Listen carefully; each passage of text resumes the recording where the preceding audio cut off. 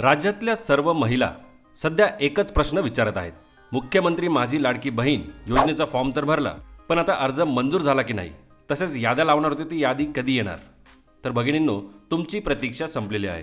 कारण ज्यांचे अर्ज मंजूर झाले त्यांच्या नावाच्या याद्या महानगरपालिकेच्या वेबसाईटवर अपलोड करण्यात आलेल्या आहेत.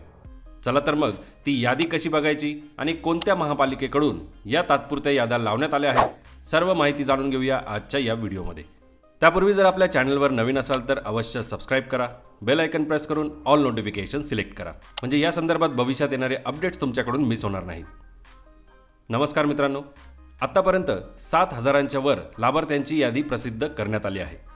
मिळालेल्या अर्जांची छाननी तपासणी करून शनिवारी 27 जुलै 2024 रोजी सुमारे 3,500 लाभार्थ्यांची तिसरी तात्पुरती यादी प्रसिद्ध करण्यात आली आहे. ती यादी आता तुम्ही स्क्रीनवर बघू शकता. मुख्यमंत्री माझी लाडकी बहीण लाभार्थी यादी. ही यादी वॉर्ड 1, वॉर्ड 2, वॉर्ड 3 याप्रमाणे क्रमवार लावण्यात आलेली आहे. यादी पूर्ण बघण्यासाठी त्यासमोरचे डाउनलोड बटन क्लिक केल्यानंतर अशा प्रकारे ती यादी तुमच्या मोबाईलवर तसेच लॅपटॉप स्क्रीनवर दिसून येईल.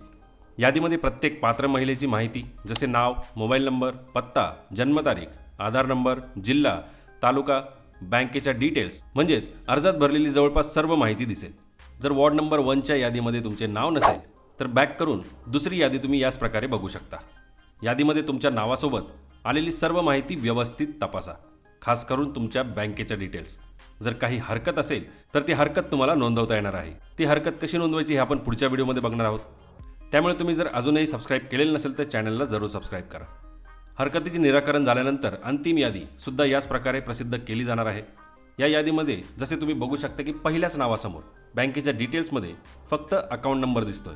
IFSC कोड हा मिसिंग आहे, त्यामुळे पैसे ट्रान्सफर होण्यासाठी अडचण येऊ शकते. म्हणून यादीमध्ये तुमच्याही सर्व डिटेल्स बरोबर असल्याची खात्री करा. आपण ज्या याद्या आता बघत आहोत त्या धुळे महानगरपालिकेने त्यांच्या अधिकृत वेबसाईटवर प्रसिद्ध केल्या आहेत. त्यामुळे जर तुम्ही धुळे जिल्ह्यातील रहिवासी असाल आणि तुमचे नाव यादीमध्ये चेक करायचे असेल तर त्याची डायरेक्ट लिंक तुमच्यासाठी व्हिडिओच्या डिस्क्रिप्शन बॉक्समध्ये दिली आहे. तसेच धुळे महानगरपालिकेच्या सर्व याद्या तुम्हाला आपल्या टेलिग्राम चॅनलवर सुद्धा बघायला मिळतील. त्यामुळे लगेच जा आणि तुमचे नाव तपासा आणि हा व्हिडिओ जरूर शेअर करा. धन्यवाद. जय हिंद, जय महाराष्ट्र.